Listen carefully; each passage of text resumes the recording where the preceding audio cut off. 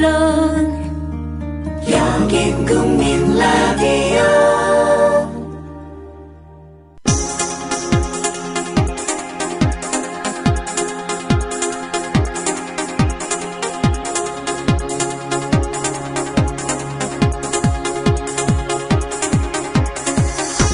해고 이즈 해피입니다. 쫄지 않습니다. 무슨 말든 할 수 있고 눈치 보지 않고 아무거나 할 수 있더라고요. 진실을 지키는 뉴스 바리케이드. 국민일보 해직 기자 조상훈의 뉴스바. 조상훈입니다. 6월 12일 목요일 뉴스바입니다. 일제의 식민 지배와 남북 분단이 하나님의 뜻이라는 문창극 국무총리 후보자의 발언이 파문을 일으키고 있습니다. 문 후보자는 우리 민족이 게으르고 자립심이 부족하다는 발언도 했습니다. 문 후보자는 교회라는 특정 장소에서 신자들을 대상으로 한 강연이라는 특수성이 있다며 강연의 취지는 시련을 극복한 우리 민족의 저력을 말한 것이라고 해명했습니다. 그러나 새정치민주연합 등 야당은 대한민국 총리 후보자로서 있을 수 없는 반민족적 망언이라면서 박근혜 대통령은 즉각 총리 지명을 철회하고 국민 앞에 사과해야 한다고 요구했습니다. 오늘 초대석에서 새정치민주연합 원내대변인 박범계 의원 얘기 들어보겠습니다. 국가의 안보와 직결되는 최상위급 기밀사항을 유출해 선거에 이용한 행위를 벌금 500만 원 정도로 처벌하면 그만이라는 검찰의 판단, 과연 법원은 어떻게 받아들일까요? 불법 유출된 대화록을 토대로 노무현 전 대통령이 남북 정상회담에서 NLL 포기 발언을 했다는 허위사실을 선거에 써먹어 벌금 500만 원에 약식 기소된 정문원 새누리당 의원이 정식 재판에 회부될 가능성에 관심이 모아지고 있습니다. 이 문제는 민주사회를 위한 변호사 모임 박주민 변호사와 함께 짚어보겠습니다. 잠시 광고 듣고 목요일 뉴스바 이어가겠습니다. 안녕하세요. 참여연대 자원활동가 맹행일입니다. 저는 정년퇴직 후 남은 인생을 보람있게 보내는 방법이 무엇일까 고민하다가 참여연대를 찾았고 올해로 14년째 자원활동을 하고 있습니다. 매달 한 번 참여연대 회원들과 시니어 공부 모임도 하고 있습니다. 무엇보다 나이 들어 함께 공부할 수 있는 동료들을 만나는 기쁨은 이루 말할 수 없습니다. 그런데 저와 같이 행복한 노년을 보낸 이도 있는가 하면은 우리 주위에는 하루하루 생활이 힘든 노인들이 많습니다. 참여연대는 창립 초기부터 노인 복지를 위해 애써왔습니다. 소송을 통하여 노령수당 대상을 70세로 제한했던 것을 65세로 확대하도록 했고 노인 장기요양보험의 확대와 개선을 위하여 노력해왔습니다. 노년의 삶이 두렵지 않는 나라 참여연대가 만들어가고 있습니다. 참여연대의 활동에 힘을 보태주십시오. 회원 가입은 홈페이지 www.peoplepower21.org 또는 전화 02-723-5530을 통하여 가입하실 수 있습니다. Breaking news regarding missing Malaysia Airlines Flight 3. So the United States is lowering the threshold for American. 日本と同じで現地生産やってるから意味がないんです。环球消费调查，我们来说一种特殊的旅游。近年来呢，出国旅游。 출근길 국제뉴스 브리핑 장혜림의 월드 리뷰.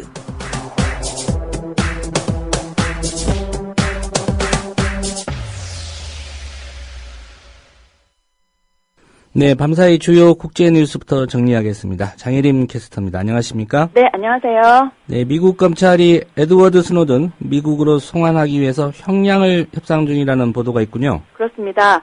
미국 검찰이 러시아에서 망명 중인 전 CIA 직원 에드워드 스노든과 감형 조건 유죄 합의를 진행하고 있다고 미국 온라인 매체가 보도했습니다. 보도에 따르면 미국 국가안보국 NSA 소속 검사들과 스노든 측 변호사는 지난 몇 주 동안 스노든의 미국 송환을 놓고 논의를 벌여왔는데요. 예. 구체적인 논의 내용은 알려지지 않았지만 스노든이 미국으로 돌아오는 대신 혐의를 줄여주는 것에 초점을 맞추고 있는 걸로 전해졌습니다. 예. 스노든이 지금까지 미국에 돌아가지 않은 이유 좀 궁금한데요. 뭐라고 밝혔습니까? 스노든은 지난달 미국 NBC 방송과의 인터뷰에서 미국에서 공정한 재판을 받을 수 없을 것 같기 때문에 미국으로 돌아가지 않는다라고 밝힌 바 있습니다. 예. 스노든의 이런 입장을 변호하고 있는 플라토 캐처리스 변호사는 과거 러시아를 위해 미국에서 스파이 활동을 했던 로버트 헨슨 전 FBI 요원의 변호를 맡은 경험이 있습니다. 예. 미국 검찰의 입장은 어떻습니까? 검찰 대변인은 스노든이 미국으로 돌아와서 자신에 대한 기소에 직면해야 정당한 법적 절차와 보호를 받을 것이라며 원칙적인 입장을 밝혔습니다. 검찰은 스노든을 재판에 회부할 법적 수단도 강구하고 있는 것으로 알려졌습니다. 지난해 6월 연방검찰이 제출한 범죄 소장에 따르면 스노든은 스파이 행위 관련 3가지 혐의를 받고 있는데요. 예. 그 3가지는 정부 자산 절도, 국가안보 정보 유출, 그리고 비인가자에 대한 비밀 전달입니다. 예. 결국 스노든이 어떤 판단을 할지가 관건인 것 같습니다. 네. 네, 엘고어 전 미국 부통령 스노든의 폭로를 긍정적으로 평가했다고 하는데 뭐라고 얘기를 했습니까? 엘고어는 영국 가디언과의 인터뷰에서 NSA의 도감청 행위를 폭로한 에드워드 스노든에 대해 중대한 기여를 했다 이렇게 평가했습니다. 예. 스노든을 반역자로 보는가 아니면 내부 고발자로 보는가라는 질문에는 그가 법을 위반한 건 사실이기 때문에 그 행동이 옳다고 할 수는 없지만 그가 그렇게까지 한 것은 자신의 불법 행위보다 더 중대한 헌법 위반 행위가 있었기 때문이라고 말했고요. 예. 그러면서 스노든이 법률을 위반하는 과정에서 중대한 기여도 했다 이렇게 평가했는데요.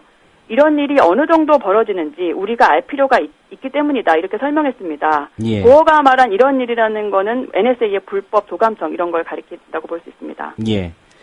이 고어 전 부통령의 이런 발언, 가디언은 어떻게 분석을 했습니까? 가디언은 고어의 발언이 미국 내에서 스노든에 대해 나온 가장 긍정적인 의견이라고 전했고요.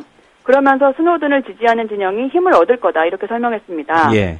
스노든을 지지하는 사람들은 그가 내부 고발자로서 그리고 자유인으로서 미국으로 돌아올 수 있어야 한다 이렇게 주장하고 있습니다. 예. 이 고어의 이 발언이 어느 정도 합리적인 지지를 받을지 이것도 좀 관심사가 될 것 같습니다. 네. 네, 일본 소식이죠. 일본 원자력 규제위원으로 친원전업계 인사가 임명됐죠. 이게 좀 논란이 되고 있는 모양입니다. 그렇습니다. 일본 아베 내각이 원전의 재가동 허가권을 가진 원자력 규제위원회 신임위원으로 원전업계 관련 단체에 몸담았던 인사를 내세웠다고 아사히 신문이 보도했습니다. 예. 2011년 후쿠시마 제1원전 사고 이후 현재 일본의 모든 원전이 가동 중단된 상태인데요. 아베 총리는 원자력 규제위의 심사를 통해 안전이 확인된 원전은 재가동한다 이런 방침입니다. 예. 아베 내각의 원자력 규제위원으로 새로 선임한 위원 어떤 인물입니까? 논란이 된 인물은 다나카 사토루 도쿄대 교수인데요. 2010년부터 2012년에 원전업계를 대변하는 단체 일본 원자력 산업협회 이사로 활동한 인물이고요. 예. 2004년 이후 원전 사업자와 관련 단체로부터 수천만 원 상당의 기부금을 받은 것으로 알려졌습니다. 원자력 규제위원은 원전업계로부터의 중립성과 독립성이 요구되는 조직인데요. 다나카 교수는 중립성을 지키는 대신 아베 정권을 뒷받침하는 역할을 할 거라는 우려가 제기되고 있습니다. 예. 이번 인사에 대해서 반대하는 목소리 거셀 것 같은데 어떤 얘기들이 나오고 있습니까? 후쿠시마 원전 사고 피해자 단체와 탈원전 단체는 아베 정권이 후쿠시마 사고 이전으로 돌아가려고 한다 이렇게 비판하고 있고요. 예. 여러 야당 의원들도 반대하는 입장입니다. 현재 위원장 대리는 그동안 원전 심사와 관련해서 엄격한 기준을 고수해 왔는데요. 오는 9월 그가 임기가 끝나는데 그 후에 다나카 교수가 들어가면 원자력 규제위의 원전 재가동 허가 기준이 크게 완화되는 것이 아니냐 이런 우려의 전망이 나오고 있습니다. 예. 태국 새우잡이 업계가 선원들을 노예처럼 부리고 있다 이런 보도도 있습니다. 네, 영국 가디언은 반년간의 탐사 보도 끝에 태국 새우업계가 새우 양식에 사용되는 사료 물고기 잡이 선원들을 불법 매매, 감금, 고문 살해하고 있다고 폭로했습니다. 가디언은 태국 바다의 수많은 선원들이 납치당하거나 선주에게 불법으로 팔린 이들이라고 밝혔는데요. 예. 기사에 따르면 선주들은 선원들에게 몇 년간 임금도 주지 않고 각성제까지 먹이면서 하루 20시간씩 부려먹었고요. 제대로 된 음식도 주지 않았고 선원들을 쇠사슬로 묶어놓기도 했습니다. 또 구타와 전기 고문도 있었습니다. 노예선에서 탈출한 한 선원은 선장이 자신의 눈앞에서 동료 선원 20명을 총으로 쏴서 죽이고 바다에 버렸다 이렇게 주장했습니다. 예, 이 주장이 사실이라면 상당히 심각한 범죄인데요. 네. 가디언이 이 새우 양식 업체를 배후로 지목했다고요? 그렇습니다. 가디언은 이런 잔인한 범죄의 배후에 세계 최대의 새우 양식 업체 CP 푸드가 있다고 지목했습니다. CP푸드는 연매출이 33조 5천억 원에 달하는 식품 대기업인데요. 예. 노예선을 운영하거나 고용하는 약 40개의 새우 사료 공급자들에게 사료를 받아서 새우를 양식하는 그런 기업입니다. 다시 말해서 CP푸드의 새우는 노예선이 잡은 사료로 자란 거고요. 이렇게 양식된 새우가 월마트나 코스트코 등 대형 소매점에서 공급돼서 전 세계로 가고 있습니다. 국제 반노예연대 국장은 태국산 새우를 사는 것은 결국 노예가 만든 새우를 사는 것이다 이렇게 말했고요. 예. 인권단체들은 새우 유통기업에게 공급업체가 노동 기준을 지키도록 요구해야 한다 이렇게 주장했습니다. 예. 태국산 새우가 이렇게 양식이 되고 있군요. 네, 오늘 얘기 잘 들었습니다. 네, 감사합니다. 네, 장혜림 캐스터였습니다.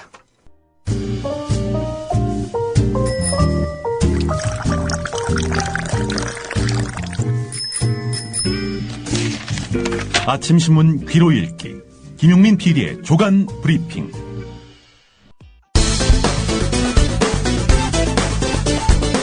오늘은 뭐 할 건지 이미 짐작하셨지요? 긴 말 안 하겠습니다. 차기 국무총리로 내정된 문창극 전 중앙일보 주필의 과거 칼럼을 둘러싸고 논란이 불거지고 있는 상황에서 그의 총리 자격을 근본적으로 의심하게 하는 발언을 국민TV가 확인했습니다. 그는 6.25를 가리켜 6.25를 왜 주셨냐? 미국을 붙잡기 위해서 하나님이 그 또 돌아보면 미국을 붙잡기 위해서 주신 거예요.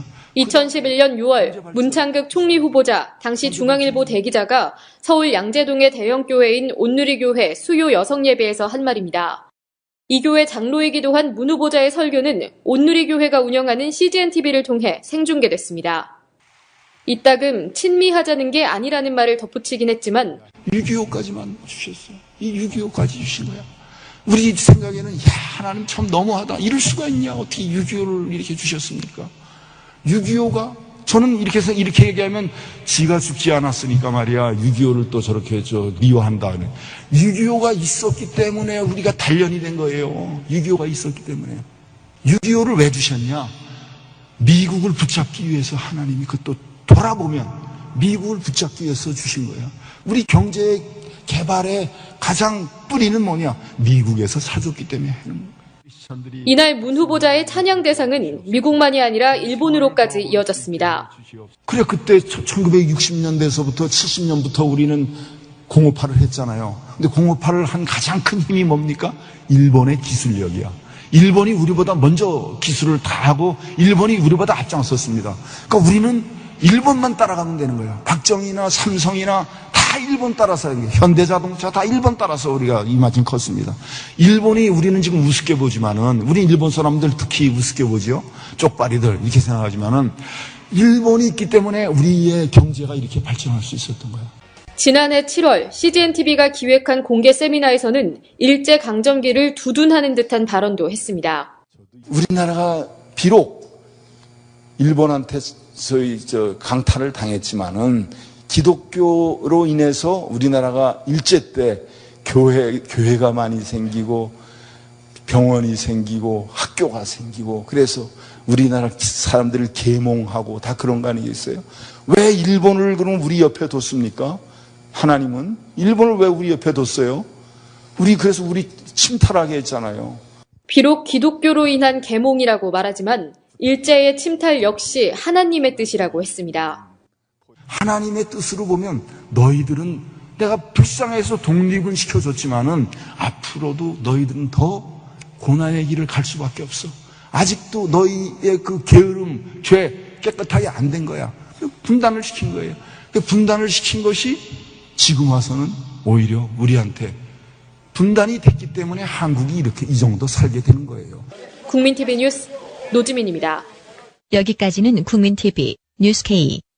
이제부터는 같은 소스로 보도한 KBS 9시 뉴스. 문창극 후보자는 또 강연에서 우리 민족이 게으르고 자립심이 부족하다고도 발언했습니다. 모든 일이 근원으로 한국 기독교의 역사를 강연하던 문창극 후보자가 구한말 우리 민족성 이야기를 꺼냅니다.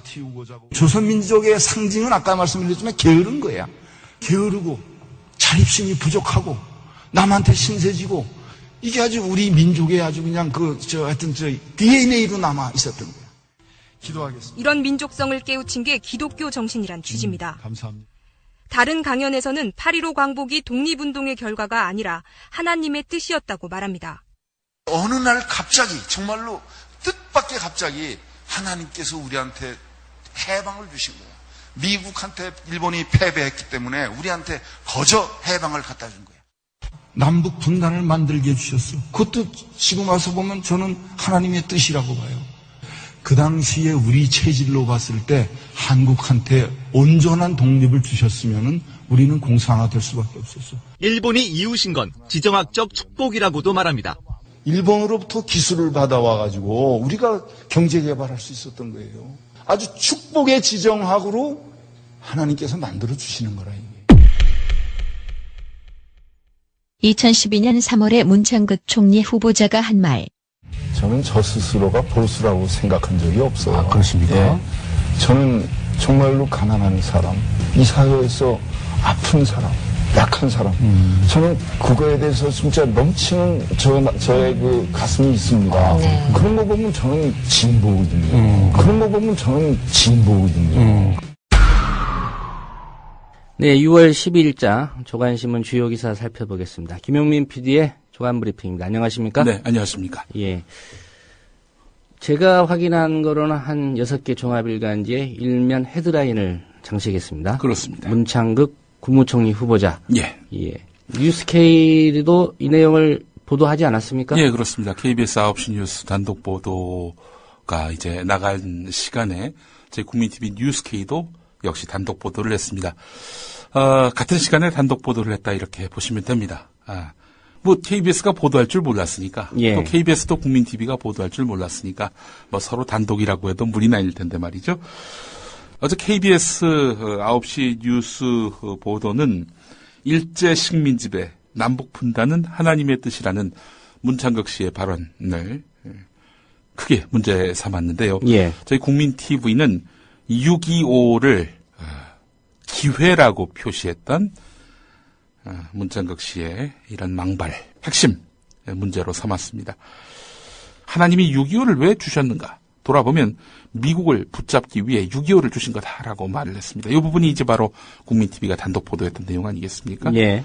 민족 최대 비극인 한국전쟁마저 결국 주한미군 주둔 등을 통해서 한국을 미국의 영향권 아래 두기 위한 하나님의 뜻이었다라고 설명하고 있기 때문에 이 사람의 친미의식이 얼마나 극심한지를 짐작하게 한다는 거지요. 300만 명이 죽었고요. 100만의 고아를 양산했고요. 20만 명의 미망인을 초래했고요. 1000만 명의 이산 가족을 불러왔던 민족사적 대비극 아니겠습니까? 예. 이런 6.25 한국전쟁을 기회라고 말한 정신나간 총리 후보자. 이거는 그야말로 인사 참극입니다. 예. 참극. 예. 뭐 야당이나 시민단체에서 나서기 전에 예. 어버이연합, 예. 계양군인회 예. 이런 보수단체들이 물러나라고 나서야 되는 거 아닙니까? 글쎄 말입니다. 사실 그분들이야말로 6.25 최대 피해자 아니겠습니까? 예. 자, 지난해 7월 온누리교회가 운영하는 CGN-TV가 기획하고 생중계한 공개 세미나에서 문창극 총리 후보자가 왜 일본을 여기에 뒀는가? 하나님은 왜 일본을 우리 옆에 뒀는가? 이런 말을 하면서 일본이 이웃인 것은 지정학적인 축복이다. 이런 말도 했습니다. 축복이라고요? 예, 축복이라고 이야기했습니다. 너희들은 내가 불쌍해서 독립시켜줬지만 앞으로도 너희는 더 고난의 길을 갈 수밖에 없다. 아직까지 너희의 게으름, 죄 깨끗하게 안 된 거야. 그래서 분단을 시킨 거야. 분단을 시킨 것이 지금 와서는 오히려 분단이 됐기 때문에 한국이 이 정도 살게 된 것이야. 라는 것이 문창극 후보자가 주장하는 하나님의 뜻입니다. 예.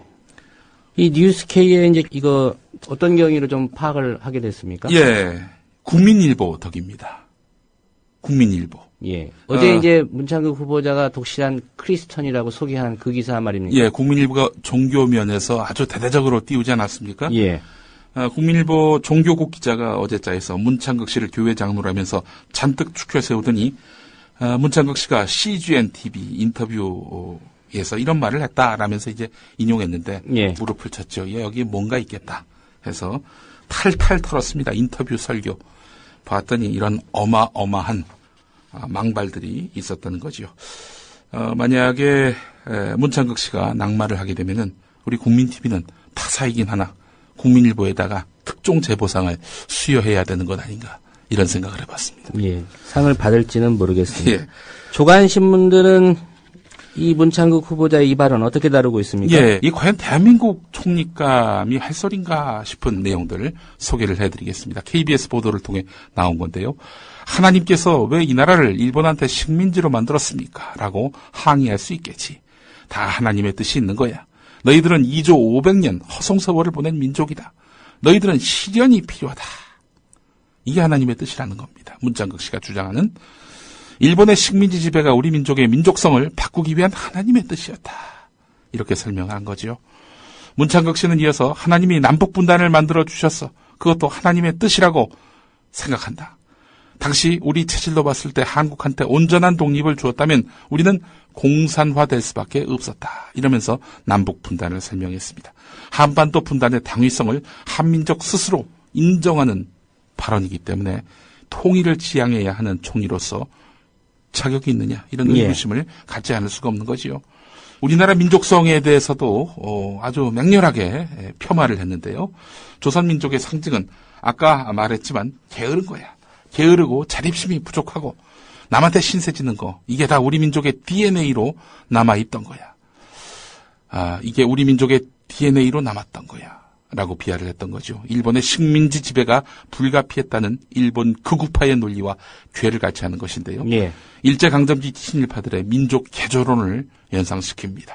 또 이 문창극 후보자가 무상급식 같은 복지 정책에 대한 강한 비판을 하는데도 이런 인식이 영향을 미친 것으로 보이는데요.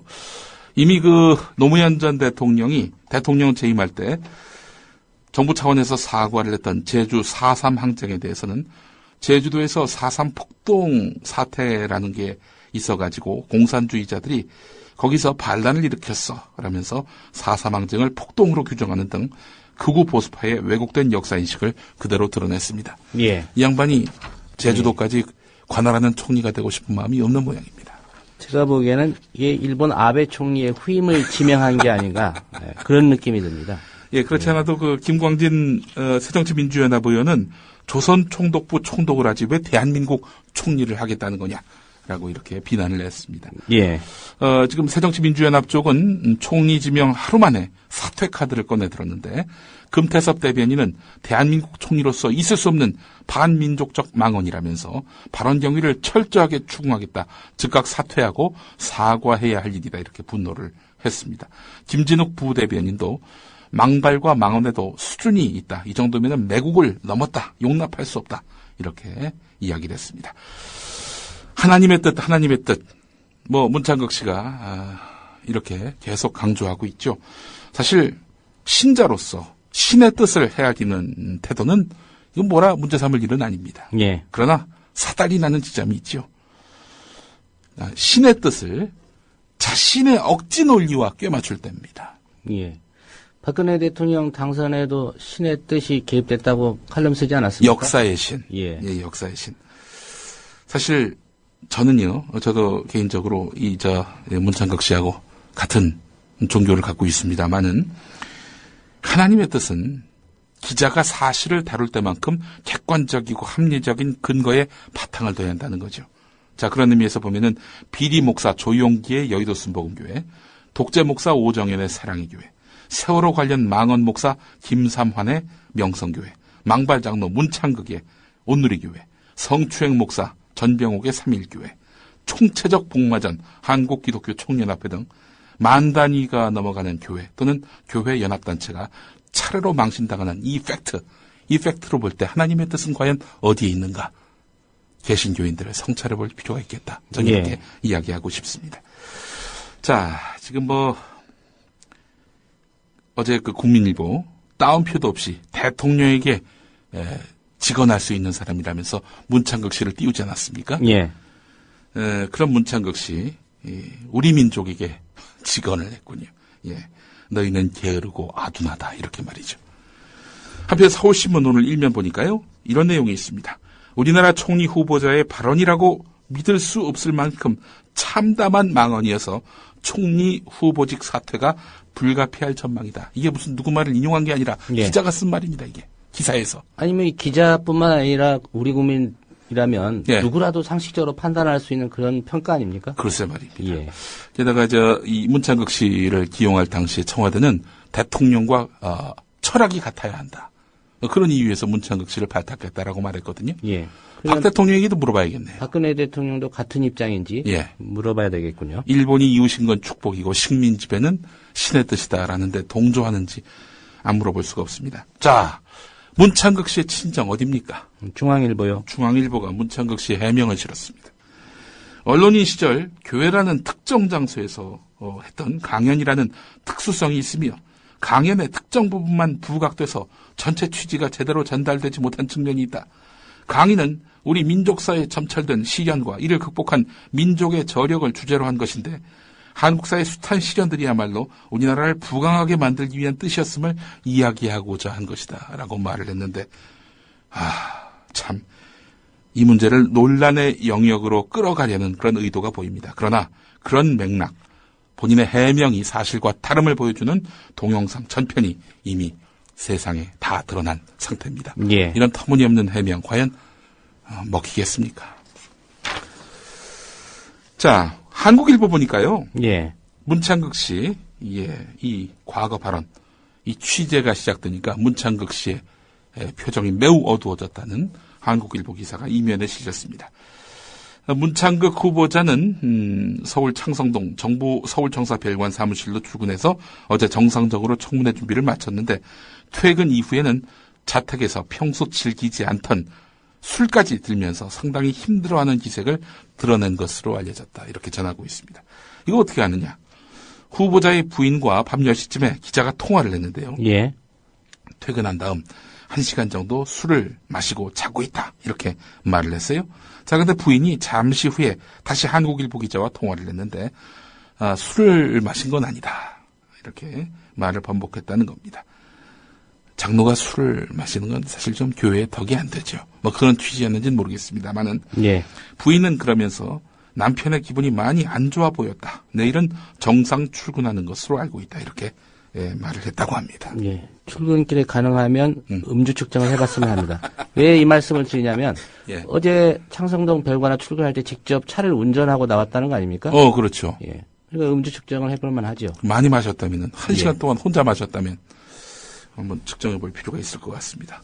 아니, 경찰은요, 세월호 참사 이후에 걸어오는 경찰도 붙잡아 놓고 너 술 마셨는지 안 마셨는지 한번 체크해보자.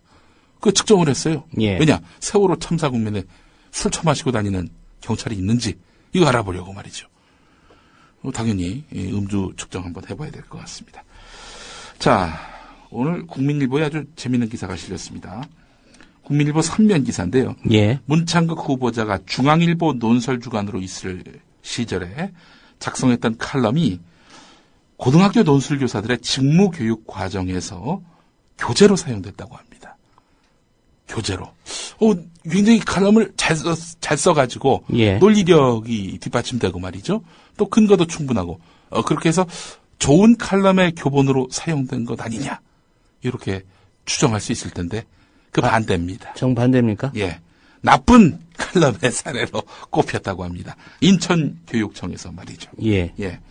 국민일보가 입수한 인천교육청 발행 2005년 중등 논술 지도교사 직무연수 교재에 따르면 인천교육청은 중앙일보 2005년 1월 4일에 게재된 문창극 후보자 칼럼 풍요의 비밀을 두고 아주 냉혹한 평가를 했다는 겁니다. 편협한 근거나 왜곡된 논증에 기초했다. 보다 공정한 자료에 기초해서 분석해야 한다. 라면서 비판했습니다. 주된 비판은 문창극 후보자의 경제 인식에 맞춰줬는데요. 문창극 후보자는 칼럼에서 참여정부 들어서 우리 생각을 병들게 한 것은 빈부 문제가 세상의 모든 것인 양 확대해 놓은 것이다. 빼앗는 순간부터 사회는 점점 가난해진다. 라고 썼어요. 예. 분배의 정의가 힘을 받는 이유도 바로 이런 생각 때문이다. 그 최고의 형태가 바로 공산주의다. 이렇게 얘기를 했다는 거죠. 분배 정의가 곧 공산주의적 발상이다. 이런 이야기입니다. 자, 어처구니가 없죠, 진짜. 교재 발행인이 누구냐? 혹시 진보 교육감일까? 따져봤는데. 예. 보수 성향의 교육감의 대표격이었던 나근형 전 인천 교육감이었습니다. 예. 보수 교육감조차도 문창극 총리의 칼럼은 이게 대단히 편협한 근거와 왜곡된 논증에 기초한 불량 칼럼이다. 이렇게 낙인을 찍었다는 얘기죠. 대표적인 올바르지 못한 사례다. 예. 이 얘기군요. 예, 논술지도 교사를 상대로 한 직무 연수 교재에 이런 내용이 담겼다는 겁니다. 세계일보 신면을 보겠습니다. 문창극 후보자 서울대 초빙 교수로 어제 마지막 강의를 했는데 말이죠. 수강생들은 어떤 평가를 내렸을까? 2010년 봄학기 시간 강사로 저널리즘의 이해를 가르쳤고 올해 초빙 교수로 임용한 뒤 언론 사상사를 강의하고 있었는데요.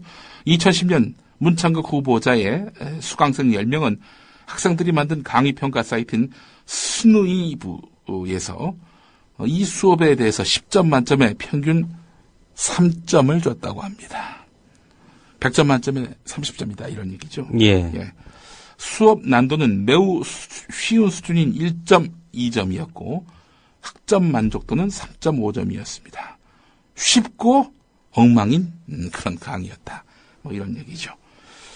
학생들은 문창극 후보자 강의에 대해서 수업 시간에 배운 것이 별로 없다.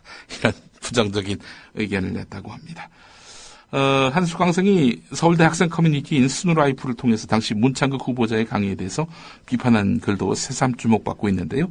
이 학생은 문창극 후보자가 무상급식과 관련해서 작성한 문창극 칼럼이 사회적, 정치적 논란의 여지가 있는데도 수업시간 자료로 썼다며 불만을 토로했습니다. 예. 인천교육청이 불량 칼럼이라고 낙인 박았는데 이걸 서울대 가서 강의를 했으니 서울대생들이 뭐 이렇게 불만을 표출하는 건 뭐 너무나 당연하지요. 예. 결국은 지금 상황이 이렇게 가면 네. 과연 누가 문창극 씨를 총리 후보로 추천하고 네. 박근혜 대통령이 지명하기 이르게 했느냐. 네. 이 책임론 불거질 수밖에 없습니다. 당연히 그렇죠. 예. 자, 어제 제가 이 시간을 통해서 역시 김기춘 실장의 작품이 아니겠는가 이렇게 추정을 했는데 예. 그것을 뒷받침하는 한국일보 기사가 오늘 이면에 실렸습니다. 새누리당 핵심 관계자의 말을 빌린 건데요. 문창극 후보자 지명과 관련해서 이번 인사는 청와대에서 주도적으로 한 것으로 안다 이렇게 말을 했다고 하는데 직전 안대희 전 총리 후보자 지명에는 당의 의견이 많이 수렴됐다고 알려진 반면 그렇다 하더라도 그것도 역시 청와대 인사위원장인 김기춘 실장의 최종 재가가 있었던 거죠. 예. 그래서 안대희 총리의 이런 발탁도 실은 김기춘 비서실장이 책임져야 된다. 이런 목소리가 적지 않았고 결국 그것 때문에 김 실장이 사의를 표시했던 거 아니겠습니까? 뭐 결국 다시 김 실장 유임시키는 것으로 가닥을 잡았습니다만 말이죠. 자, 근데 이번 인사는 한국일보 보도로는 전적으로 청와대에서 컨트롤했다는 얘기입니다. 문창극 후보자가 김기춘 비서실장과 박정희 대통령 기념재단을 고리로 연결돼 있다는 사실이 알려지면서 이런 주장은 더욱 설득력을 얻고 있다. 이런 얘기죠. 어제 경향신문 보도를 통해서 본다면 박정희 기념재단의 이사장일 때 김기춘 비서실장이 말이죠. 당시 이사가 바로 문창극 씨였다는 얘기입니다. 오늘 추가적으로 더 나온 이야기는 예. 김기춘 실장과 문창극 후보자의 연결 고리가 서울고 동문이라는 이런 인맥도 거론된다는 거죠. 7인회 멤버이면서 서울고등학교 동문의 대북격인 분이 있습니다. 안병훈 씨. 이 사람이 서울고 출신 문창극 후보자를 김기춘 실장의 레이더 안에 들여놓는데 역할을 했다는 이야기가 나온다는 거죠. 안병훈 씨가 또 누굽니까? 조선일보 출신입니다. 그렇죠. 네. 조선일보 언론계에 같이 몸담았고 또 아울러 서울고등학교 동문이다 보니 아무래도 또 이렇게 괜찮은 사람이다. 문창극 한번 좀 살펴봐라. 이렇게 추천한 것이 아니겠는가 이런 판단입니다. 결국 이번에도 역시 김기춘 비서실장이 연결돼 있다. 이렇게 결론이 날 수밖에 없는 겁니다. 예, 문창극 후보자가 만일 사퇴를 한다면 예. 이번에야말로 김기춘 실장도 같이 물러나야 되는 게 아닌가. 네, 예. 그렇습니다. 지방선거를 계기로 해서 큰 난관을 이제 비껴갔나 싶었는데 이 문창극의 참극으로 인해서 또 한번 김기춘 실장 중대한 그런 위기에 이렇게 봉착해 있는 양상입니다. 예. 자, 어제 그 문창극 후보자가 말이죠. 정부 서울 청사 창성동 별관으로 출근하자마자 기자들을 만났죠. 기자들이 물어봤습니다. 책임 총리 어떻게 생각하느냐? 책임 총리 이게 뭐냐? 말하자면은 총리가 내각을 관할하는 실세 총리 역할을 말하는 거지요. 박근혜 대통령은 그동안 책임 총리를 여러 차례 공약해 왔습니다. 2012년 11월 6일 정치 쇄신안 발표 때 민주적 국정 운영을 위해서 총리에게 헌법, 법률에 따른 실질적인 권한을 부여하겠다. 이런 말을 했고 대선 공약집에도 총리가 국무회의를 사실상 주재하고 정책 조정 기능도 수행하고 또 정책을 주도하는 그런 기능도 담당하도록 하고 국무위원회 제청권을 보장하도록 하겠다. 이렇게 말을 했습니다. 예. 장관 추천을 총리가 직접 하도록. 그냥 뭐 대통령이 결정해놓고 총리가 형식적으로만 제청하는 것이 아니라 실질적으로 제청하도록 이 힘을 실어주겠다. 이게 바로 대선 공약에 나왔던 내용입니다. 또 5월 19일 세월호 대국민 담화 때도 공무원의 인사 그리고 조직 기능 이거는 총리 소속으로 이관하겠다. 5월 27일 국무회의에서는 총리가 법질서, 공직개혁, 사회안전 등 소신을 갖고 국정 운영하도록 책임지는 체제를 갖추고자 한다. 이런 말을 했단 말이죠. 예. 그런데 어제 기자들 만나서 책임 총리 그게 뭡니? 뭔가? 이게 뭐지? 이렇게 되물었다는 얘기죠. 근데 대통령제 국가에서 책임 총리 예. 이렇게 얘기는 합니다. 예. 근데 실제로 이제 이행이 안 되니까 문제죠. 예. 사실 무슨 사고 나면 대신 책임지는 측면에서의 책임 총리는 지금도 이루어지고 있죠. 예. 그렇죠. 책임지고 물러나니까요. 정홍원 총리가 말이죠. 자, 문창극 후보자는 언론인으로서 30년 이상 정치 관련 글을 써왔다는 점에서 책임 총리? 그게 무슨 얘긴데? 라고 자신이 한 말이 어떤 여파를 미칠지 모를 리 없는 사람이란 얘기죠. 예. 그런 의미에서 책임 총리 그게 뭔데? 라고 이제 말한 것은 뭔가 상당한 그 고려와 논의 끝에 나온 그런 이야기 아니겠는가. 책임 총리 안 하겠다. 이런 얘기가 아닌지 이렇게 풀이가 된다는 겁니다. 조선일보가 오늘 심층적으로 3면에서 짚었는데요. 만일 이 문창극 후보자가 박근혜 대통령과 총리의 역할, 책임에 대해서 협의하고 이런 말을 한 것이라면, 그러니까 책임 총리 안 하는 걸로 해서 박근혜 대통령과 이미 논의를 끝낸 것이라면은 정치적 파장은 더욱 커질 수 있습니다. 앞서 소개한 대로 박근혜 대통령이 대선 공약으로 책임 총리를 약속했으면서도 실제로는 지킬 의사가 없다는 뜻이 된다는 거지요. 예. 우리 박근혜 대통령이 사실은 그 모든 권한을 본인에게 집중시키진 않았습니다. 뭐 그렇다고 해서 총리에게 또 이거 떠안겨줄 그런 마음도 없는 것 같습니다. 지금 모든 권한은 딴 분이 갖고 있는 것 같습니다. 청와대 비서실장이 갖고 있는 거 아니냐. 뭐 이런 이야기. 문창극 총리 후보자 과연 어제 이런 망발 그리고 책임 총리와 관련해서 그게 무슨 얘기인데? 라고 발언한 것만 문제냐? 또 다른 문제거리는 없느냐? 도덕성에 관련해서 뭔가 짚어낼 내용은 없는가? 오늘 동아일보 2면을 한번 보겠습니다. 예. 문창극 후보자가 미국 특파원 생활을 하다가 말이죠. 서울대 정치학과 박사학위 논문을 취득한 경위도 주목된다는 겁니다. 문창극 후보자는 1992년 9월에 서울대 대학원 정치학과의 논문 한미 간의 갈등 유형 연구 주요 사례를 중심으로를 제출해서 이듬해 2월에 박사학위를 취득했습니다. 자, 그런데 이 양반 1990년 6월부터 1993년 8월까지 중앙일보 워싱턴 특파원으로 재직했단 말이죠. 어떻게 이 기간 중에 서울대에서 예. 조지 워싱턴대도 아니고 서울대학교에서 서울대가 워싱턴에 분교가 있는 것도 아닌데 일단 학위 논문이 제대로 된 논문인지를 살펴봐야 될 것 같고요. 네. 중앙일보 입장에서는 일 안 하고 논문 쓴 거냐 예. 이런 부분을 좀 따져봐야 될 것 같은데 막무가내로 우리 신문사 출신 총리감이 나왔다. 여기 환호하지 말고 예. 그때 일 안 하고 혹시 논문 쓴 거 논문을 아닌가. 썼는지 이런 것도 한번 좀 따져볼 필요가 있을 것 같습니다. 이병기 국가정보원장 후보자 이 양반과 관련해서도 지금 오늘 동아일보가 하나 짚어낸 게 있습니다. 국정원의 전신인 안기부에서 2차장을 지내다가 퇴직한 다음 전 재산의 1.5배 가격인 아파트를 분양받은 경위가 논란이 됩니다. 퇴직 직전에 재산 총액 7억을 신고했는데 말이죠. 1년 뒤에 10억짜리 아파트를 분양받았다는 겁니다. 이게 어찌 된 일일까? 그렇다고 해서 자신이 갖고 있는 땅을 담보로 해서 대출을 받은 것도 아닌 것으로 확인이 됐습니다. 매입자금 어떤 용도로 조성했을까? 인사검증에서 반드시 밝혀야 될 그런 대목입니다. 한편 이병기 후보자 소유의 타워팰리스 아파트는 23억에서 24억 이렇게 거래되고 있다고 합니다. 새정치민주연합 논란이 하나 생겼습니다. 고양시 일산동구 공릉천로 공장 사무실 입구 한 자전거 업체가 말이죠. 육사 지방선거 때 쓸 예정이었던 선거 유세 용품들을 박스채 그대로 쌓아두고 이 직원들, 업주는 한숨만 내쉬고 있었다는 겁니다. 인근 330여 제곱미터 규모의 물류창고 두 곳에 쌓아놓은 박스들은 천장에 닿을 지경이었습니다. 박스에는 새정치민주연합 로고와 블루바이크라는 글자가 선명하게 새겨져 있었습니다. 블루바이크. 블루가 어느 당 색깔입니까? 현재는 새정치민주연합이죠. 네.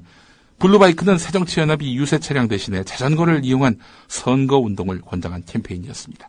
당 색깔을 상징하는 파란색이 칠해진 자전거와 후보 포스터 게시대 그리고 정책 홍보 가방 등이 관련 용품입니다. 세월호 참사로 조용한 선거운동을 하겠다는 전략으로 권장했지만 각 선거 캠프가 적극적으로 활용하지 않았습니다. 자, 새정치민주연합에서 이렇게 주문을 했는데 말이죠. 결국에는 안 썼단 말이죠. 그래서 자전거 5,000대 등 해서 38억의 피해가 발생했다고 합니다. 그래서 중소기업 10여 곳이 연쇄 부도 위기를 만났다는 건데요. 이에 대해서 새정치연합 측은 고위 관계자가 구두로 용품 주문을 지시했을 수는 있겠지만 그는 중앙당과는 다른 차원의 문제다. 중앙당에서는 모르는 일이다. 이런 식으로 이야기를 하고 있다는 겁니다. 예. 어처구니가 없네요. 대선 개입 의혹을 받고 있는 국가정보원 직원 김모 씨를 감금한 혐의로 기소된 새정치민주연합 의원들에 대해서 애초에 검찰은요 무혐의 처분을 낼 생각이었습니다. 그런데 최동욱 전 검찰총장과 국정원 특별수사팀이 교체된 이후에 검찰의 방침이 바뀌어서 이들 의원들은 약식 기소가 됐죠. 벌금형으로. 이렇게 됐습니다. 최동욱 날리고 검사요? 윤석열 수사팀장을 필두로 한 그런 수사팀을 교체하면서 검찰의 기류가 바뀌어가지고 무혐의에서 유혐의로 바꿨다는 겁니다. 무슨 목적에 의해서 이렇게 벌금형으로 무기소에서 유기소로 바꿨는지 그 맥락은 대충 짐작이 됩니다. 경향신문 12면에 관련 기사가 있고요. 예. 국가정보원이 테러 예방을 이유로 해서 오는 9월 인천 아시아 경기대회, 2015년 광주 유니버시아드 대회, 2018년 평창 겨울올림픽 등 대형 국제경기대회의 안전을 총괄하기로 한 것으로 확인됐다는 겁니다. 아니 무슨 정보를 다루는 국정원이 주 임무와는 관련이 없는 치안 업무를 담당하겠다는 건지. 이 세월호 사고 이후에 안전대책 방향이 현장 실무 조직의 판단과 책임을 강조하는 쪽으로 바뀌는 추세임에도 불구하고 어떻게 국정원이 인천아시아 경기대회, 평창올림픽 안전을 총괄한다는 건지 테러 예방을 앞세워가지고.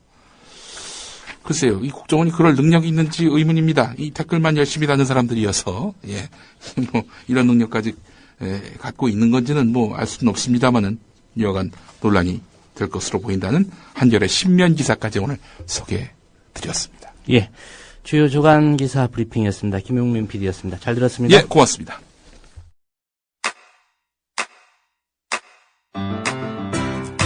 국민 라디오 지지하는 4가지 방법 아시나요?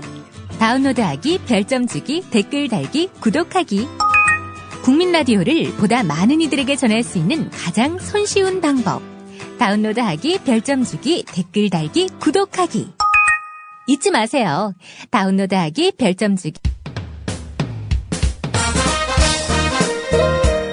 균형 잡힌 시각, 정직한 분석, 조상훈의 뉴스바. 이어서 초대석으로 만납니다.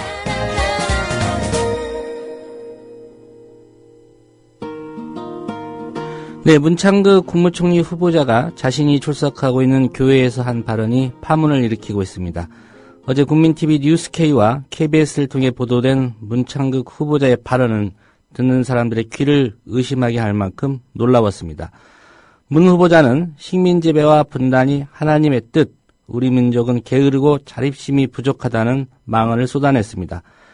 그렇지 않아도 극우 보수적 칼럼 등이 논란이 되고 있던 차에 이 반민족적 발언으로 공직자로서의 자질 자체를 의심할 수밖에 없는 그런 상황이 된 것 같습니다. 이런 국무총리 후보자 어떻게 봐야 할까요? 새정치민주연합은 당장 박근혜 대통령에게 문 후보자에 대한 총리 지명을 처리할 것을 요구했습니다. 새정치민주연합 원내대변인 맡고 계시는 박범계 의원 얘기 들어보도록 하겠습니다. 박 의원님 안녕하십니까? 네, 안녕하세요. 예. 우선 어제 보도 보셨습니까? 네, 물론 보고 듣고 여러 매체를 통해서 접했습니다. 예, 오늘 주요 조간신문에도 일면 헤드라인이 네, 거의 대부분이 이제 문창극 후보자의 과거 발언인데요. 어떤 느낌 받으셨습니까? 그래서 이분 말로 표현할 수 없는 경악과 충격 그 자체인데요. 예. 일단 논리적으로 일단 보면 이 문창극 후보자는 사관 자체가 세계의 심각한 사관을 갖고 있다고 봅니다. 첫째는 일제 식민 사관과 동일한 사관을 갖고 있고요. 예. 두 번째는 사대적 사관이라고 봅니다. 아시다시피 이제 사회자께서 모두의 소개를 하신 바와 같이 그러한 내용들이 있고, 하나는 더 나아가서 6.25는 미국을 붙잡기 위해 하나님이 주신 것이다, 이런 표현도 있습니다. 예. 4대 사관이고요. 또 하나는 자학적 사관입니다. 우리 민족을 게으르고 자립심이 없다, 이렇게 표현하는 것으로 이렇게 식민 4대 자학적 사관을 갖고 있는 사람이 도태되지 않고 총리로 추천되고 또 등용되는 이러한 한국 사회의 인사 커넥션, 이것이 저는 문제라고 생각을 합니다. 예. 이게 무슨 뉴라이트 학자의 역사 교과서 논란과 관련된 주장이 아니라, 네네. 이제 이 문창극 씨가 지금 총리 후보자로 대통령에 의해서 지명이 됐기 때문에 그렇습니다. 더 문제가 되는 거 아니겠습니까? 그렇습니다. 예. 그러니까 어떤 한 학자의 일종의 의견이나 또는 자기의 주의, 주장, 학설 정도라면은 그것은 학문의 자유시장에서 자연스럽게 걸려질 겁니다. 그러나 총리란 자리는 옛부터 1인지와 만인지상의 자리라고 했습니다. 대통령을 하는 걸 떠나서 모든 부처를 통할하고 실질적으로 많은 권한과 책임이 따르는 자리인데, 더군다나 이분은 최고 학부를 나왔고 평생을 대한민국에서 가장 강력한 신문 중에 한 곳에서 기자로서 최고의 기자로서 몸담았던 사람입니다. 예. 어떻게 이런 경력을 갖고 있는 분이 이러한 사관을 서스름 없이 내비칠 수 있었는지, 그것이 참 의문입니다. 예. 어제 밤늦게 금태섭 대변인 통해서 문창극 네네. 후보자 지명을 박근혜 대통령이 철회하고 또 국민께도 사과해야 된다, 이런 입장 밝히셨는데, 당의 공식 입장으로 밝히신 거죠? 아직은 어제 오후 밤늦게의 사건이기 때문에 예. 충분한 공론 절차나 당론 수렴 절차를 거친 것은 아니고요. 일단은 당 대변인의 논평이기 때문에 당의 전반적인 기류, 정서를 대변한 것으로 이해를 해주시면 좋겠고요. 예. 이것은 지명 철회와 사과는 정서상 당연한 것이고요. 그 이전에 국민의 정서가 이것은 도저히 용납할 수 없는 것이다. 그래서 인사청문회에서 밝히겠다, 이런 등등의 변명을 했는데, 예. 그런 문제가 아니다고 생각합니다. 그러면 박근혜 대통령이 지명 철회 하기 전에 문 후보자 스스로 먼저 그렇습니다. 물러나야 된다, 이런 입장이신가요? 최소한의 민족과 국민에 대한 최소한의 양심과 예의가 있다면 스스로 오늘 당장 물러나야 된다고 생각합니다. 예, 관련해서 새정치민주연합은 오늘 이 문제 논의하는 자리가 따로 마련되어 있습니까? 잠시 후 10시부터 박영선 원내대표의 교섭단체 첫 연설이 있습니다. 예. 그 연설문에는 당연히 이러한 내용이 들어가고요. 그리고 그 직후에 의원총회가 계획이 되어 있는데 당시에는 남북 정상회담 대화록 유출 사건에 대한 편파 수사, 무혐의 수사에 대한 성토가 예정되어 있는데 추가적으로 문창국 후보자에 대한 문제가 거론이 되지 않을까 예상하고 있습니다. 예. 어제 보도가 나간 이후에 문창국 후보자가 보도자료를 내서 해명을 했습니다. 네네. 교회에서 벌어진 일이고 앞뒤 맥락을 좀 자르고 하면 좀 오해 소지도 있다는 이런 취지의 해명했는데 그런 입장에 대해서는 어떤 생각 갖고 계십니까? 종교관이라는 외피를 둘러쓴 거짓과 위선, 저는 자학이라고 생각을 합니다. 여러 매체 중에 특히 이제 우리가 CBS라든지 또는 그 국민일보 등의 논조도 이것은 종교적으로도 도저히 용납할 수 없고 더군다나 왜 종교를 장해서 그런 발언을 했느냐라고는 매우 심각한 비판을 하고 있는 것을 볼 수 있습니다. 예.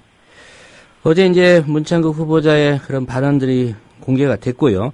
만약에 이런 발언들이 공개가 되지 않았다면 조만간 국회에 그 청문 요구서가 왔을 거고요. 인사청문회 과정으로 들어갔을 텐데 새정치민주연합의 입장은 어떤 방향에서 좀 접근할 계획이었습니까? 이 문제가 이제 어제 방송 공중파 방송의 특종 보도였습니다. 그러나 인사청문이 시작이 되면 이 문제가 당연히 누군가에 의해서 적어도 발각이 드러나게 돼 있는 저는 일이라고 보여졌고요. 예. 그 이전에 이미 고인이 되신 김대중 대통령, 노무현 대통령에 대한 정말 적대적 그러한 마치 그분들에 대해서 불손과 서슴없는 그 어떤 공격을 하는 것을 즐거움의 하나의 낙으로 삼았던 것이 아닌가 할 정도의 그 아주 매우 패륜적인 그러한 논평, 그러한 글을 쓰신 분인데 그거 자체만으로도 일국의 총리로서 또 더군다나 사회 통합을 강조하는 요즘 분위기에서 적합하지 않았다. 그래서 아주 강력한 인사 검증을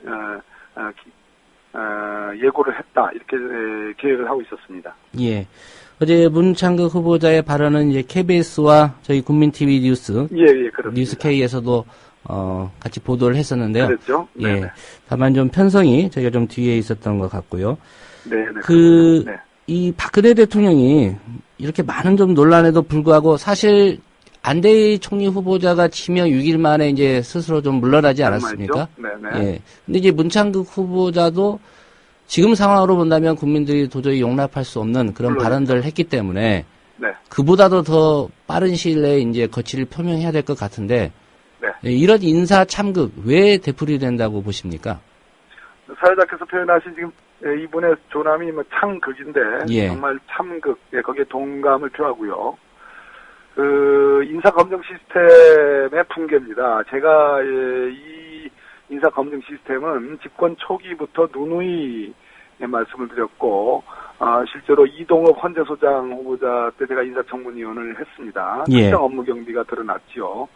박근혜 정부가 국민들로부터 여러 평가가 있습니다. 그중에 외교 안보에 대해서는 일정 부분 평가를 받는 면도 있는 것 같습니다만은 그보다 더 중요한 것은 적어도 대통령은 인사와 인사권과 재정권에 의해서 대통령의 강력한 통치 권한이 확보가 되는 겁니다. 그 중에 절반이라 할 수 있는 인사 부분에 얼마나 많은 사람들이 낙마를 했습니까? 시리즈의 연속 아니었겠습니까? 그것은 청와대에 있는 민정수석실 산하의 인사검증 시스템의 붕괴를 의미합니다. 왜 그런 거 아니? 밀실 인사와 또 찍어내리기 인사, 대통령의 수첩에 올라가 있는 수첩 인사 이런 것들이 그대로 여과 없이 발표가 되고 거기에 대해서 누구도 거기 딴지를 걸 수 없는 그러한 어떤 1인 지배 구조, 불통의 구조가 저는 원인이라고 생각을 합니다. 예. 특별히 문창국 후보자 지명과 관련해서는 많은 언론들이 김기춘 비서실장과의 연결고리를 많이 좀 언급을 하고 있습니다. 그렇습니다. 예, 이 부분에 대해서는 어떻게 특별히 파악하고 계신 내용이나 아니면 어떤 문제점 같은 거 좀 지적하실 내용이 있습니까? 대체로 추정인데요. 예. 박정희 대통령 기념사업회의 이사장이었던 분이 이제 지금 현재 기춘대원으로 불리는 김기춘 비서실장이죠. 그리고 문창극 총리 후보자가 이 기념사업회의 이사를 했습니다. 그러한 인연이 있는데요. 그거 말고도 들리는 얘기들에 의하면 어떤 그 비하인드에 어떤 보이지 않는 손이 작용을 하고 있다라는 여러 확인이 채 되지 않은 그러나 매우 그럴듯한 얘기들이 많이 있습니다. 특정 고등학교 인맥이라든지 예. 또는 대통령과 오랫동안 인연을 맺었던 특정한 몇몇 사람들의 이름들이 거론이 되고는 있습니다만 여기서 제가 그것을 다 공개적으로 밝히기는 좀 곤란합니다. 네. 예. 오늘 일부 보도를 보니까 이제 서울고로 좀 연결고리가 있다는 보도도 있었고요. 그런 보도들이 꽤 나오고 있습니다. 예. 어제 그 교회에서 한 발언 이게 공개되면서 이 이야기가 좀 묻힌 감이 있습니다. 책임 총리제 그거 금시초문이다 이런 취지로 발언을 했는데 이 발언에 대해서는 또 어떤 입장 갖고 계십니까? 이분이 만약에 헌법학자였다, 법률학자인데 총리 후보로 거론이 지명이 됐다 하면은 책임 총리에 대해서 그건 나는 헌법 체계에 그런 어떤 그 법률적 개념을 들어본 적 없다라고 하면은 나름 설득력이 있습니다. 그러나 이분은 평생을 사회 현상을 취재하고 그것을 분석하고 보도하는 기자의 삶을 살았습니다. 예. 이미 책임 총리라는 말은 오래전부터 소위 대독 총리에 대한 반대의 개념으로 사회학적으로 또는 일반 시민들에게 많이 공감대가 형성되어 있는 그러한 사회학적 용어입니다. 근데 그것을 전혀 금시초문이라는 식으로 딴짓을 하는 거 보면 과연 이분이 일말의 양식이 있는 것인가라는 진짜 의문이 들 정도입니다. 예. 당초 박근혜 대통령이 총리 후보자로 지명했을 때 물론 여러 가지 이런 과거 망언이라든가 이런 게 공개되기 전입니다. 어떻게 적절한 인선이라고 보셨습니까? 저는 사실 공직 경험이 없다. 이것이 총리 후보자로서 결격사유다. 이것은 저는 동의하지는 않습니다. 예. 총리라는 자리가 이제 국정 전반을 통할하는데 우리나라에서 공직 경험이 순기능도 있지만 역기능도 있고 장단점이 다 있습니다. 시소에 따라서 총리의 어떤 색깔이라든지 역할과 기능은 다를 수 있습니다. 그래서 그 때문에 꼭 공직 경험이 없다라는 것을 가지고 겸하할 수는 없는 노릇인데요. 예. 문제는 이분의 표장된 이것을 극우라고만 일방적으로 매도가 아니죠. 극우라고만 일방적으로 평가하기도 참 그렇게 오히려 그것이 이분을 오히려 높게 평가하는 것처럼 들릴 정도로 굉장히 돌출적이고 기발나고 기괴하고 하는 그러한 어떤 사관과 현실인식, 예. 또 인물에 대한 어떤 평가 이런 것들을 갖고 있을 때 균형을 잃고 있는 편향성 그것이 저는 심각한 문제다 이렇게 결국은 그러다 보니까 모 교회에서 했던 그 동영상의 발언 내용이 단순한 일회적인 것이 아니고 평생을 좌우했던 자신의 어떤 돌출적인 그런 역사 인식이 그대로 여과 없이 드러난 거 아니냐. 예. 오히려 이번에 이렇게 드러난 것이 잘된 면도 있다. 왜 그런 거 아니요? 다시 한번 제가 강조드립니다만은 이러한 최고 학부를 나오고 최대 일간지에서 평생 동안 기자를 했던 이분이 총리 후보까지 등용이 됐는데 한 번도 이런 분들이 도태가 되지 않고 살아왔다는 얘기입니다. 예. 그리고 심지어 총리로 추천 등용됐다는 얘기입니다.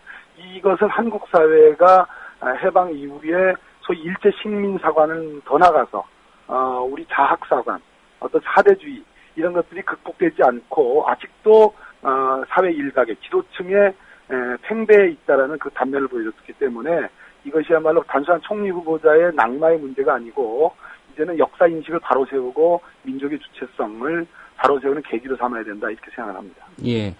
오전 출근길에 그 문창극 후보자의 관련 발언이 있어서 질문을 좀 연결해서 드리겠습니다. 네네. 기자들이 그 성남 분당 자택 앞에서 기다렸다가 물었다고 합니다. 발언에 대해서 사과할 계획이 있는가라고. 네. 그러자 문창극 후보자가 사과는 무슨 사과할 게 있나. 네. 어제 홍보실 관계자 통해서 충분히 밝혔다. 네. 뭐 이런 입장을 밝혔다는데 결국은 문창극 후보자 입장에서 자진 사퇴는 현재로서는 거부한 상태고요. 네네. 인사청문 요구서가 국회로 넘어온다면 결국 새정치민주연합도 어떤 입장을 정해야 될 것 같은데 그렇습니다. 어떻게 대응할 계획이십니까? 제가 아까 말씀드렸죠. 이것이 일회적인 이 문창극 씨의 일회적인 어떤 인식을 자기가 다니는 교회에서 신앙이라는 그 형식을 통해서 내비친 게 아니라는 말씀 제가 드렸습니다. 예. 뼛속까지 그러한 역사 인식을 갖고 있는 사람이고 이러한 인식이 이 한 사람만의 문제가 아니고 우리나라 주류 사회의 전부는 아니지만 일부에 상당히 유포되어 있는 사관일 가능성이 있다라고 제가 말씀을 드렸습니다. 그렇기 때문에 이 사람이 쉽게 이것은 내가 실수한 것이다. 내 본의가 아니다. 이렇게 사과하고 그러지 않을 거라고 저는 예측을 했습니다. 예. 제가 엊그저께 문창극 후보자 지명을 했을 때 냈던 논평은 국민을 편가르지 말라라는 거였습니다. 안대희 후보자를 통해서 마치 대한민국을 대단히 아주 정말 새로운 어떤 개혁을 하고 뭔가 공직사회를 새로 세우고 일신하는 그러한 제스처를 취했다면 지금 문창극 후보자의 지명을 통해서 오히려 지난 대통령 선거에서 절대적으로 박근혜 대통령을 지지했던 자기들만의 그들만의 리그를 통해서 국민을 편가르고 그걸로써 이 난국을 정권의 위기를 돌파하려고 하는 일단을 비춘 것이다. 저는 그렇게 보고 있습니다. 예. 그렇기 때문에 쉽게 물러서지는 않을 겁니다. 그래서 저희 새정치민주연합도 훨씬 면밀하게 국민의 여론을 함께 살펴보면서 대처를 하겠다 이런 말씀 좀 드리겠습니다. 예. 오늘 박영선 원내대표의 국회 연설 그리고 이어지는 의원총회 결과를 좀 주목해서 살펴보도록 하겠습니다. 오늘 말씀 잘 들었습니다. 네, 고맙습니다. 네, 새정치민주연합의 원내대변인 맡고 있는 박범계 의원이었습니다. 여러분께서는 지금 국민일보 해직기자 조상훈이 진행하는 국민라디오 아침 시사 프로그램 조상훈의 뉴스바를 듣고 계십니다.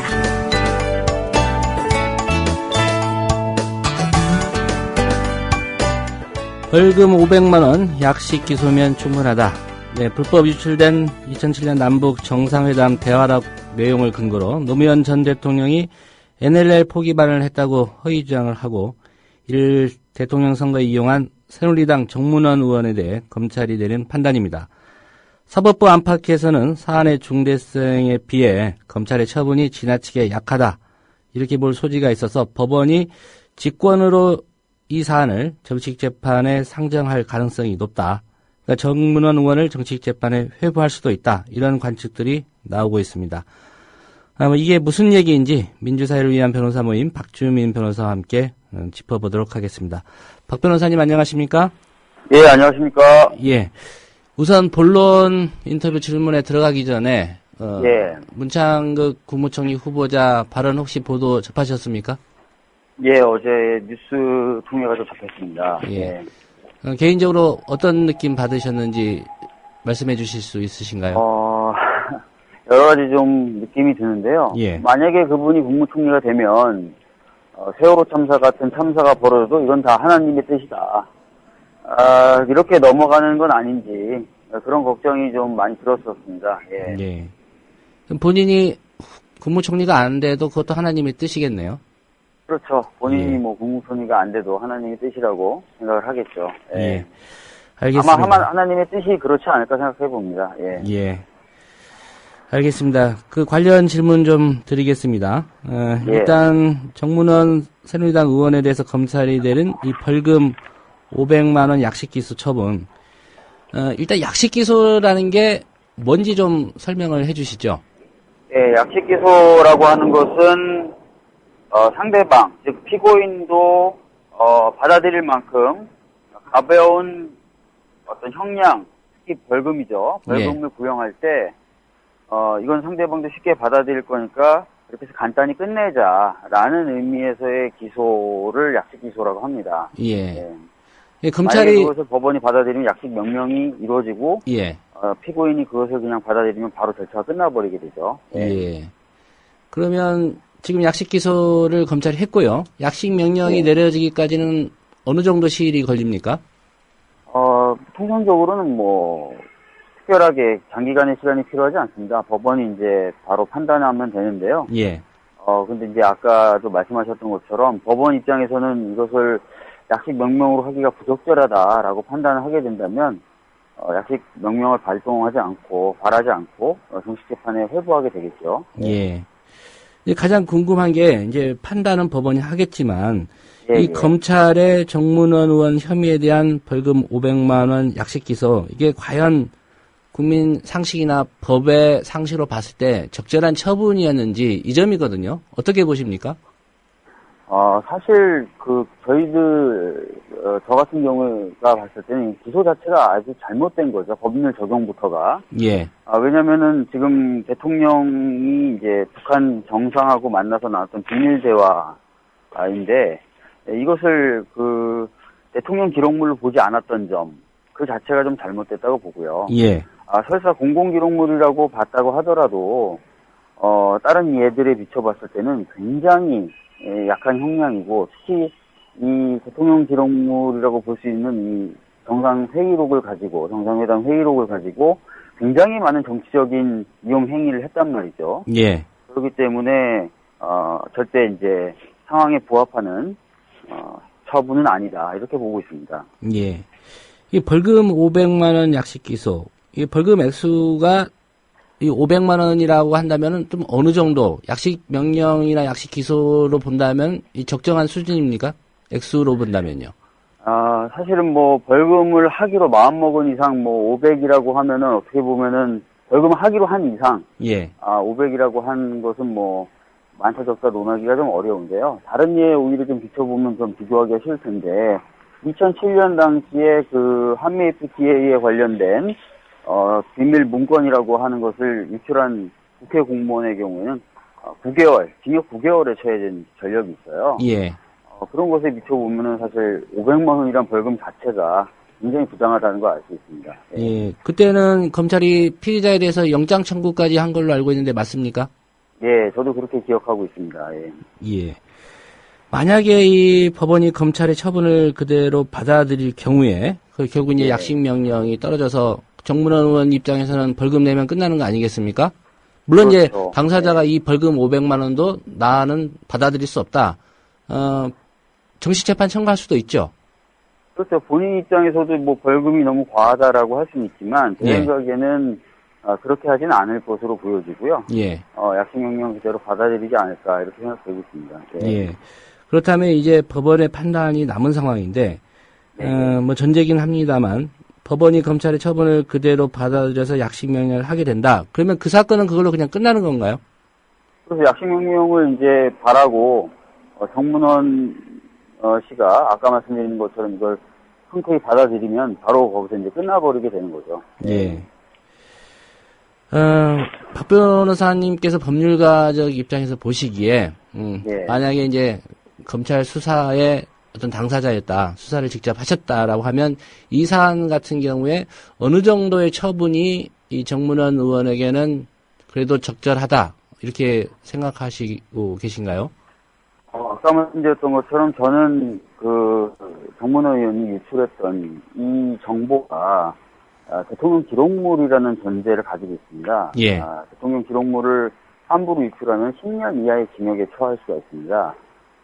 그리고 또 정문원 의원이 이것을 유출하면서 몇 가지 수많은 정치적 파장을 불러왔기 때문에 그런 사정들을 고려한다면 실형, 하다못해 집행유예 정도는 돼야 된다라고 생각하고 있습니다. 그러니까 기소 자체는 정식 재판에 회부를 했어야 되고 뭐 인신구속을 하지 않더라도 불구속으로라도 기소는 했어야 된다 이렇게 보시는 거군요. 맞습니다. 또 여러 가지 이제 야당이나 좀 국민들이 납득을 못하는 게 이른바 국정원 그 여직원 주장을 하죠. 감금됐다라고. 이 부분에 대해서도 그 새정치민주연합 의원 4명에 대해서 200만에서 한 500만 원 정도의 약식 기소를 했단 말이죠. 네, 맞습니다. 이 부분은 또 어떻게 보고 계십니까? 법률가로서. 사실 이제 이것을 감금이라고 판단하는 것 자체가 굉장한 난센스라고 저도 보고 있는데요. 예. 기본적으로 경찰 공무원하고 선관위 공무원이 출동해 있었던 상태였습니다. 다시 말해서 언제든지 도움을 받아서 자기가 거기서 나올 수 있었고 또 오빠라고 자칭하는 사람들도 왕래가 있었습니다. 그렇기 때문에 감금이라고 보기가 굉장히 어려운 상태였고요. 실제로 또 본인의 오피스텔 안에서 자신의 노트북 파일을 다 지우고 특히 187개의 파일을 복원 불가능하게 기술적으로 지우고 또 오늘의 유머라는 사이트에서 자신이 활동했던 행적들을 낱낱이 지우는 일들을 했었습니다. 그것은 그 사람이 나가고 싶은데 못 나갔던 게 아니라 안에서 뭔가 작업을 해야 될 필요가 있었기 때문에 안 나갔다. 즉 감금이 아니라 잠금이었다. 그렇게 볼 수 있는 상황이 너무나 명백함에도 불구하고 감금했다라고 판단하는 것이기 때문에 상당히 편파적인 법 적용이라고 생각하고 있습니다. 예. 이 사건 같은 경우에 이제 그 벌금 명령을 받을 그 새정치민주연합의 의원들이 또 정식 재판을 청구할 가능성이 높겠죠?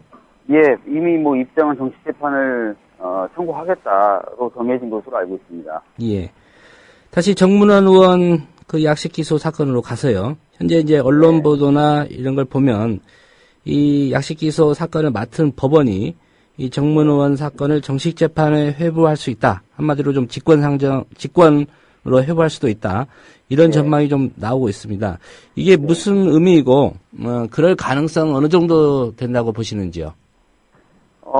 실제로 법원으로서는 이 사건을 정식 재판으로 가져간다고 해서 잃을 것은 없습니다. 오히려 정식 재판으로 회부하지 않고 약식 기소를 받아들여서 약식 명령을 발하면은 이런 어떤 정치적인 어떤 기소에 자기네들도 부응했다라는 그런 판단을 받을 수가 있습니다. 그렇기 때문에 정식 재판을 가져가서 너희들끼리 한번 잘 싸워봐라. 그리고 나서 내가 결정을 하겠다라고 하면 되기 때문에 사실상 큰 정치적 부담은 없을 수도 있다. 그래서 법원이 이제 그 약식 기소를 받아들이지 않고 정식 재판으로 할 수 있다고 보고 있는 것입니다. 예. 통상적인 사건에서 법원이 이 약식 명령을 내리지 않고 정식 재판에 회부하는 그런 비율이라고 할까요? 많지 않습니다. 거의 없다고 봐야 되고요. 사회적으로 논란이 큰 사건들의 경우에만 그렇게 하고 있습니다. 예. 그렇다면 만일에 법원이 이 사건을 정식 재판에 회부한다면은 검찰의 처분, 그러니까 벌금 500만 원보다는 좀 무거운 형이 선고될 가능성은 높다고 봐야 될까요? 그 부분은 상당히 미지수로 좀 남아 있습니다. 정식 재판으로 가져가는 것까지는 법원으로서도 큰 정치적인 어떤 부담이 없는데, 이 사건을 검찰이 구형했었던 그 벌금보다 훨씬 더 무겁게 판단하기에는 이 현 정부가 탄생된 배경에 대해서 법원이 이제 사실은 의문을 제기하는 것이기 때문에 정치적 부담이 있을 수밖에 없습니다. 그래서 그 부분은 좀 미지수다. 이렇게 볼 수밖에 없을 것 같습니다. 예. 뭐 제가 정확히 알고 있는지는 모르겠지만 불이익 변경 금지인가요? 그래서 그런 것이 적용되지는 않습니까? 정식 재판에 회부되면은? 정식 재판에 회부돼서, 판단할 때, 아무래도 그 약식 기소 명령이라든지 검찰의 구형에 의해서 영향을 받도록 하겠죠. 영향을 받도록 하겠지만 꼭 거기에 부여되는 것은 아니기 때문에 다른 판단도 가능하다고 생각됩니다. 예. 결국은 이제 법원이 어떤 판단을 할지가 이 정식 재판 회부 여부를 결정할 것 같고요. 이 비슷한 사건과 관련해서 새누리당 김무성 의원에 대해서는 검찰에 아예 무혐의 처분을 내렸습니다. 이 판단은 맞습니다. 타당했다고 보십니까? 아닙니다. 사실은 그 유출된 대화록을 가지고 새누리당이 여러 정치적인 공세를 했었습니다. 그런 전체적인 모습을 본다면은 정보 유출 과정에서부터 뭔가 좀 같이 모의하고 공모했었다고 보는 것이 맞을 것 같고요. 특히 뭐 권영세 지금 주중대사가 선거 무렵에 여의도의 모 식당에 모여가지고 플랜이라고 하면서 이런 회담록 유출이나 이런 거에 대해서 설명한 적도 있습니다. 그래서 아예 유출부터 깊이 관여했다라고 봐야 되고요. 그렇게 본다면은 유출과는 관련이 없다라고 봤던 검찰의 무혐의 판단은 잘못된 것이라고 볼 수밖에 없을 것 같습니다. 예. 이 사건은 새정치민주연합 쪽에서 고발을 한 사건 아니었습니까? 예, 맞습니다. 그렇다면 이 검찰의 무혐의 처분에 대해서 뭐 항고라든가 이런 대응 수단이 있을 텐데 뭐 들어보신 얘기가 있는지요? 특별히 뭐 방침이 어떻게 정해졌다라고 들어본 적은 없는데 당연히 불복 절차를 거칠 거로 생각되고 있습니다. 예, 알겠습니다. 지금 세월호 사건 국정조사 특위가 지금 가동이 되고 있는데요. 민변에서도 관심을 갖고 있는 사안이기 때문에 좀 몇 가지 질문을 좀 해 보겠습니다. 특별히 지금 이게 좀 진척이 되고 있지 않아서 가족들의 좀 비판적인 목소리가 나오고 있는 것 같은데 정치권이 좀 이 문제를 다루는 방식 어떤 문제점이 있다고 보시는지요? 사실은 이 문제를 정치적으로 접근하는 것, 즉 각 정당의 정치적 이익을 주된 기준으로 삼고 접근하는 것은 상당히 부당한 일이라고 생각합니다. 왜냐하면은 수많은 희생자가 나왔고 지금 국정조사도 그 책임을 밝히고 재발 방지를 위한 시스템을 새롭게 만들자는 차원에서 가동이 되고 있는 것입니다. 그것은 굉장히 큰 국익과 공익을 위해서 이 국정조사 특위가 운영되고 있다는 것을 의미하는데요. 그런데 그 하부적인 이익이라고 할 수 있는 자신의 당의 정치적 이익만을 고려하는 것은 사실은 국민을 무시하는 것이죠. 근데 좀 그런 태도들을 보이고 있는 것 같아서 굉장히 안타깝고요. 오늘 유가족 분들은 양당 간사들과 함께 협의체를 가동을 할 것을 어제 통보를 했습니다. 가족들과 같이 모여서 다시 협의를 하자라고 통보를 했는데 제가 방금 들은 소식은 그 협의체에 새누리당 간사는 참석하지 않겠다라고 통보를 해온 것으로 방금 전에 들었습니다. 뭐 조원진 간사요? 아닐 수도 있지만, 조원진 간사는 신재철 위원장에게 전화를 해서 참석을 하지 않겠다라고 얘기했다라고 방금 전해 들었습니다. 물론 뭐 상황은 바뀔 수도 있을 것 같습니다만. 그래서 좀 이런 식으로 되는 것이 너무 안타까운 거죠. 시간만 허비하면서. 이제 유족들하고 접촉을 하고 계시니까 유족들 얘기를 좀 자주 들으실 기회가 있으실 텐데 어떤 입장이십니까? 지금 가족들은 이 국정조사 특위가 시간을 허비하는 것에 대해서 굉장히 가슴 아파합니다. 그리고 정치권이라든지 국가기관이 이 사고 이후에 보여줬었던 실망스러운 모습을 또 보시는 것 같아서 굉장히 또 실망을 많이 하고 계세요. 그래서 분노도 많이 하고 계시고요. 그래서 본인들이 직접 진상규명을 위해서 좀 더 열심히 뛰어야 되겠다 이런 말씀들을 많이 하십니다. 그래서 많이 알려졌지만 오늘 진도 VTS 쪽에 파일들을 가져가러 증거보전 절차를 집행하러 또 가족들하고 제가 오늘 내려갑니다. 진도로. 증거 보전 작업들을 또 유족들이 열심히 하시는 거죠. 결국은 정치권이 뭐 국정조사 하겠다고 해서 믿어봤는데 결국은 유족들이 직접 나설 수밖에 없는 그런 현실로 가고 있군요. 그렇습니다. 그래서 특별법 제정을 위한 서명운동을 지금 유가족들이 나서서 많이 열심히 하고 계시고 사회단체들도 많이 도와주시는데 좀 더 열심히 해야 되겠다. 또 이런 말씀들도 많이 하고 계십니다. 그 정치권의 행태와 관련해서 마지막으로 한 가지만 더 질문을 드리겠습니다. 새누리당에서는 일단 기관보고 일정과 관련해서 새정치민주연합이 730 재보궐선거를 의식해서 일정을 좀 늦추자고 하고 있다. 이거 받아들일 수 없다. 이런 입장인데요. 이런 논란과 관련돼서는 어떻게 생각하고 계십니까? 제 생각입니다. 제 생각인데 기본적으로 이번에는 예비조사를 굉장히 충실히 하자라고 여야 간에 얘기가 됐었고 가족들도 그런 얘기를 주문을 했었습니다.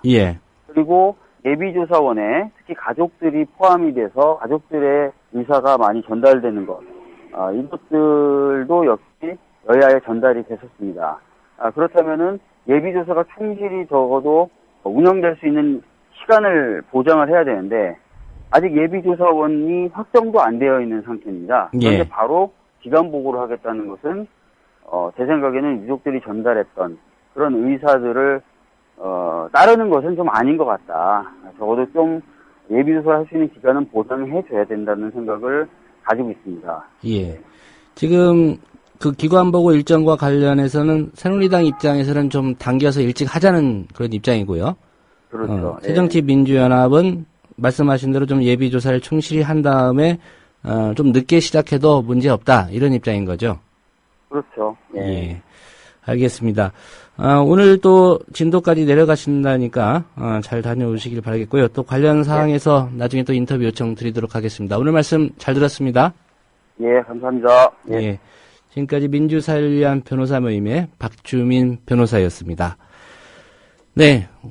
오늘 주요 이슈, 짐작하시겠지만, 문창극 국무총리 후보자의 과거 망언, 이게 큰 이슈가 될 것 같습니다.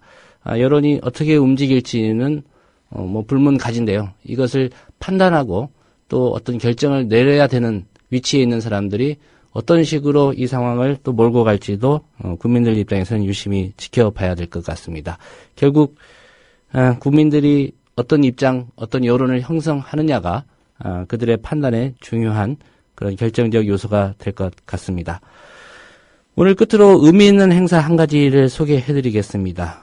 총리실의 민간인 불법 사찰 사실을 폭로한 전 국무총리실 공직윤리지원관실의 장진수 주무관하고 국민라디오 출연진 물뚝심송이 함께 펼치는 불법 사찰 초정밀 특강이 다음 주 토요일 6월 21일입니다. 오후 4시부터 2시간가량 서울 마포구 합정동 미디어협동조합 국민TV 사옥 지하 1층에 있는 국민카페 온에어에서 열립니다. 특강 참여 신청은 페이스북 국민카페와 미디어협동조합 국민TV 홈페이지 자유 게시판을 통해서 하실 수 있고요. 또 국민카페 전화 서울 02-3144-3917로 전화하셔서 신청하실 수도 있습니다. 청취자 여러분 그리고 조합원 여러분의 뜨거운 관심과 많은 참여 부탁드리겠습니다. 오늘 준비한 소식은 여기까지입니다. 지금까지 제작의 김효진 PD였고요. 저는 조상훈이었습니다. 내일 오전 7시 30분에 다시 뵙겠습니다. 들어주신 여러분 고맙습니다.